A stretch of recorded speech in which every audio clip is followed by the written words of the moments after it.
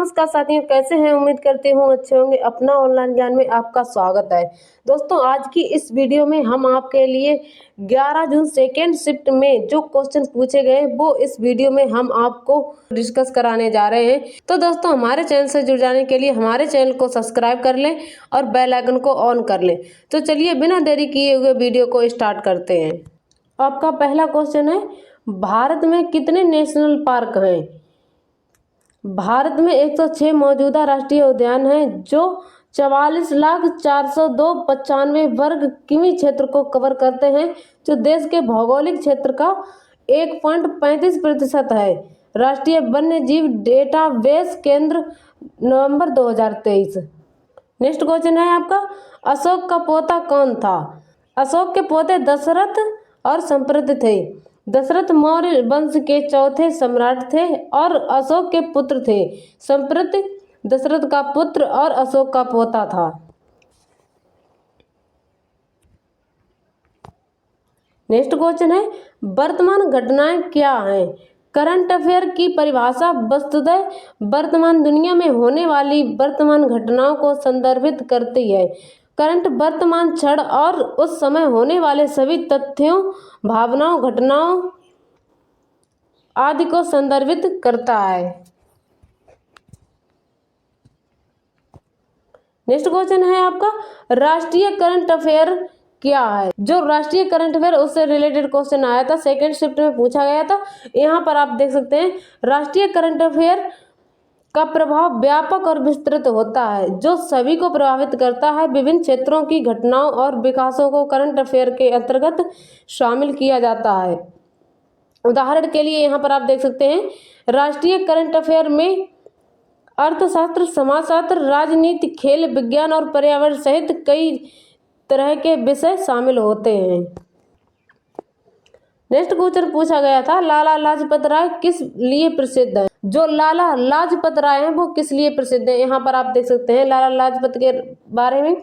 लाला लाजपत राय भारतीय राष्ट्रीय कांग्रेस, हिंदू सुधार आंदोलन और आर्य समाज के नेतृत्व में भारतीय राष्ट्रवादी आंदोलन के दिग्गज नेता थे, जिन्होंने अपनी पीढ़ी के युवाओं को प्रेरित किया और पत्रकारीय लेखन और अग्रणी सक्रियता के माध्यम से उनके दिलों में देशभक्ति की छिपी भावना को जगाया।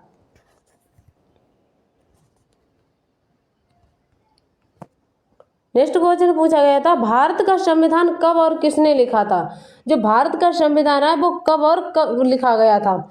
यहाँ पर आप देख सकते हैं, भारत का संविधान संविधान सभा द्वारा 2 वर्ष 11 माह 18 दिन में लिखा गया था। संविधान सभा ने 26 नवंबर 1949 को इसे पूरा किया और 26 जनवरी 1950 को यह लागू हुआ। संविधान सभा की अध्यक्षता डॉक्टर राजेंद्र प्रसाद ने की। संविधान के प्रारूप को तैयार करने का काम डॉक्टर VR अम्बेडकर की अध्यक्षता वाली मसौदा समिति ने किया था, इसलिए उन्हें संविधान का निर्माता माना जाता है। संविधान की मूल प्रति को प्रेम बिहारी नारायण रायजादा ने अपने हाथ से लिखा था। नेक्स्ट क्वेश्चन है, भारत का संविधान में क्या लिखा है? भारत का संविधान है उसमें क्या लिखा है? यहाँ पर आप देख सकते हैं विस्तार में, भारत का संविधान एक लिखित दस्तावेज है जिसमें सरकार और उसके संगठनों की मौलिक संहिता, संरचना, प्रक्रियाओं, शक्तियों और कर्तव्यों और नागरिकों के अधिकारों और कर्तव्यों का निर्धारण होता है। इसमें 448 अनुच्छेद और 25 भाग और 12 अनुसूचियां हैं और यह नागरिकों को कई मौलिक अधिकार प्रदान करता है। नेक्स्ट क्वेश्चन है, भारतनाट्यम किस राज्य का नृत्य है? जो भारतनाट्यम नृत्य है वो पूछा गया था सेकेंड शिफ्ट में। यहाँ पर आप देख सकते हैं, भारतनाट्यम नृत्य भारत के तमिलनाडु राज्य से संबंधित है। यह एक शास्त्रीय नृत्य शैली है जो दक्षिण भारत में मंदिरों में उत्पन्न हुई थी और अब दुनिया भर में लोकप्रिय है। नेक्स्ट क्वेश्चन है, स्थानांतरित कृषि क्या है? इस कृषि की क्या हानियां हैं? तो यहाँ पर आप देख सकते हैं, मृदा की उर्वरक क्षमता समाप्त हो जाती है तो कृषक उस भूमि को छोड़कर किसी अन्य स्थान पर चला जाता है, जिसे स्थानांतरित कृषि कहते हैं। इस प्रकार की कृषि को कृषक नए स्थान पर कृषि करने के लिए जंगलों व बड़े बड़े पेड़ों को साफ कर देते हैं, जिससे पर्यावरण को बहुत अधिक हानि होती है। नेक्स्ट क्वेश्चन है, भारत में कुल ग्राम पंचायतें कितनी हैं? यहाँ पर आप देख सकते हैं विस्तार में, भारत में लगभग 2,50,000 ग्राम पंचायतें हैं। और विस्तार से यहाँ पर आप देख सकते हैं, भारत में ग्राम पंचायतें ग्रामीण क्षेत्रों में स्थानीय स्वशासन की सबसे बुनियादी इकाई है। इन ग्राम पंचायतों को ग्राम सभा के माध्यम से नागरिकों द्वारा चुना जाता है। ग्राम पंचायतें विभिन्न विकास कार्यों और स्थानीय मुद्दों को संबोधित करने में महत्वपूर्ण भूमिका निभाती हैं।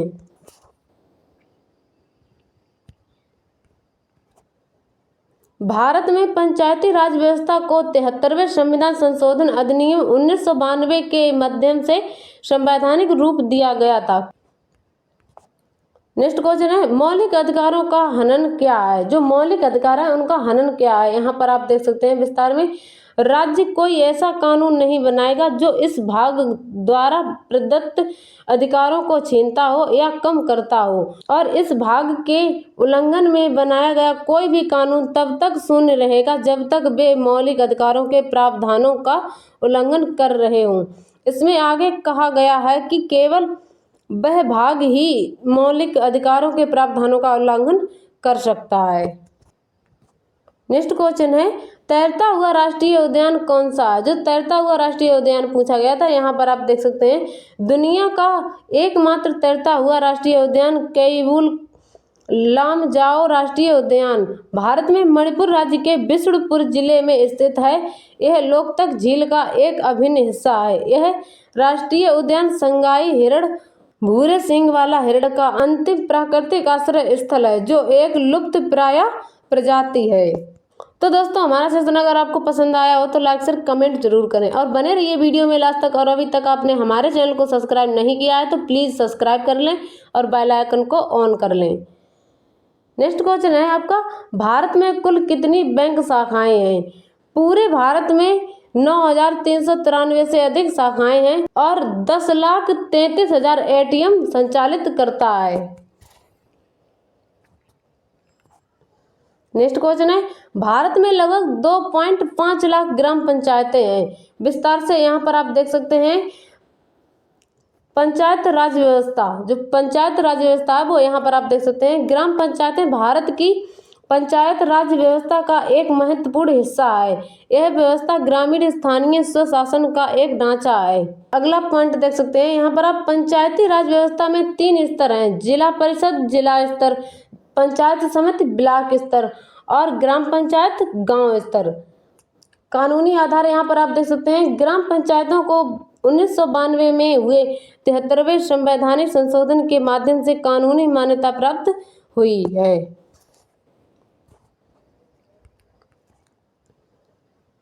वर्तमान संख्या यहाँ पर आप देख सकते हैं, भारत में 2,50,000 से अधिक ग्राम पंचायतें हैं, जो ग्रामीण भारत में स्थानीय स्वशासन के लिए महत्वपूर्ण संख्याएं हैं।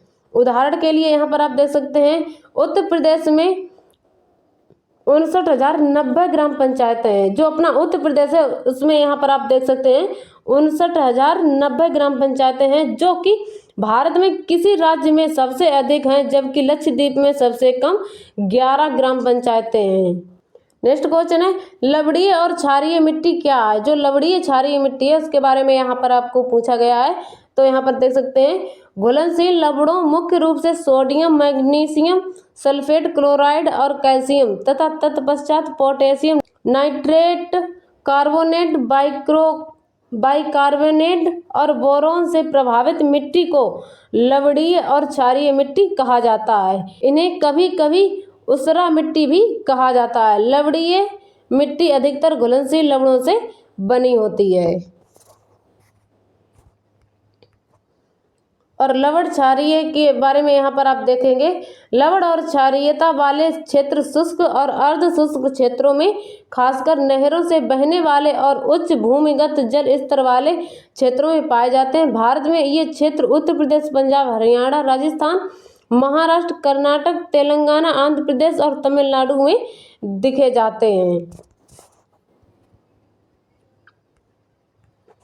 और यहाँ पर आप देख सकते हैं विस्तार में लवण और क्षारीयता की समस्या, जो समस्या है वो यहाँ पर आप देख सकते हैं, जब मिट्टी में लवण और क्षारीयता तत्वों की मात्रा अधिक हो जाती है तो इससे फसलें अच्छी तरह से नहीं उग पाती हैं।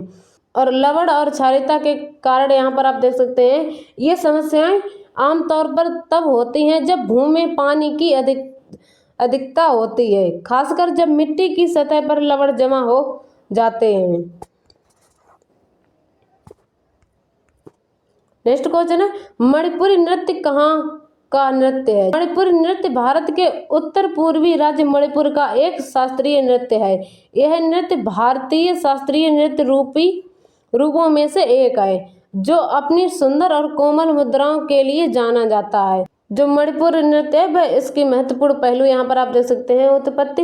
इस नृत्य की उत्पत्ति मणिपुर राज्य में हुई है। विषय वस्तु यहाँ पर देख सकते हैं, मणिपुर नृत्य में मुख्य रूप से हिंदू वैष्णववाद से संबंधित विषय वस्तुएं दिखाई जाती हैं, जिसमें कृष्ण और राधा की प्रेम कथाएं शामिल हैं। और शैली यहाँ पर आप देख सकते हैं, मणिपुर नृत्य में तांडव और लास्य दोनों शैलियों का मिश्रण होता है, लेकिन लास्य शैली पर अधिक जोर दिया जाता है। और वेशभूषा के बारे में यहाँ पर आप देख सकते हैं, मणिपुर नृत्य में नर्तकों की वेशभूषा सुंदर और आकर्षक होती है, जो आमतौर पर गहरे रंगों और काशीदाकारी से सजाई जाती है। भारतनाट्यम और मणिपुर नृत्य दोनों ही भारतीय शास्त्रीय शैलियाँ हैं जो अपने अपने तरीके से स्वास्थ्य और कलात्मकता के लाभ प्रदान करती हैं। भारतनाट्यम में शारीरिक शक्ति, लचीलापन और एकाग्रता विकसित होती है, जबकि मणिपुरी नृत्य में लय और भावनात्मक अभिव्यक्ति को बढ़ावा मिलता है। भारतनाट्यम के उपकार यहाँ पर आप देख सकते हैं, शारीरिक शक्ति और लचीलापन। भारतनाट्यम में जटिल आसन और शरीर की हरकतें शामिल हैं जो शरीर को मजबूत और लचीला बनाने में मदद करती है। एकाग्रता और संतुलन यहाँ पर देख सकते हैं जो भारतनाट्यम में है। इस नृत्य में सटीक और सुसंवाद पूर्वक करने के लिए एकाग्रता और संतुलन की आवश्यकता होती है।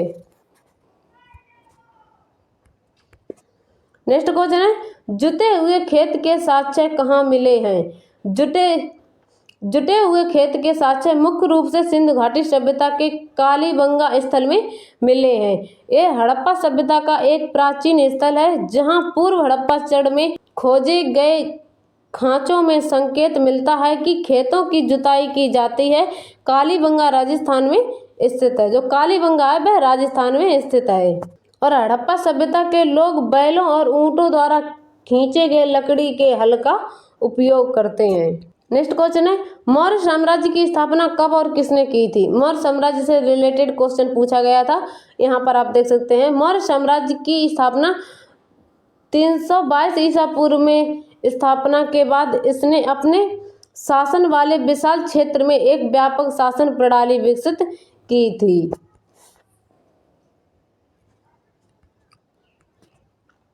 नेक्स्ट क्वेश्चन है, एमएस वर्ड क्वेश्चन आंसर क्या है? एमएस वर्ड से रिलेटेड क्वेश्चन आया था।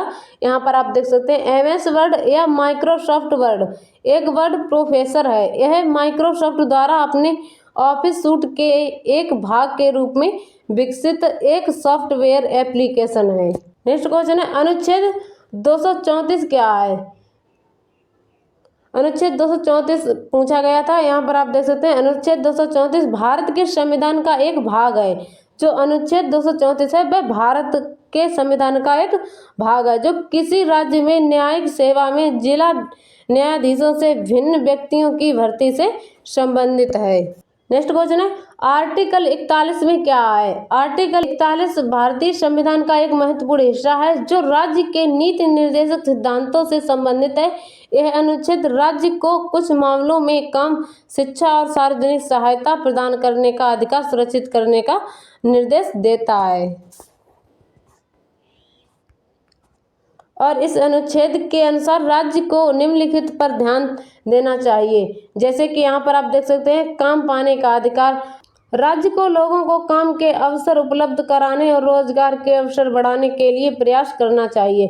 शिक्षा पाने का अधिकार, यहाँ पर आप देख सकते हैं, राज्य को शिक्षा को बढ़ावा देना चाहिए और सभी को शिक्षा तक पहुँच सुनिश्चित करनी चाहिए। और कुछ मामलों में सार्वजनिक सहायता का अधिकार यहाँ पर आप देख सकते हैं, राज्य को बेरोजगारी, बुढ़ापे, बीमारी और विकलांगता जैसी स्थितियों में सार्वजनिक सहायता प्रदान करनी चाहिए।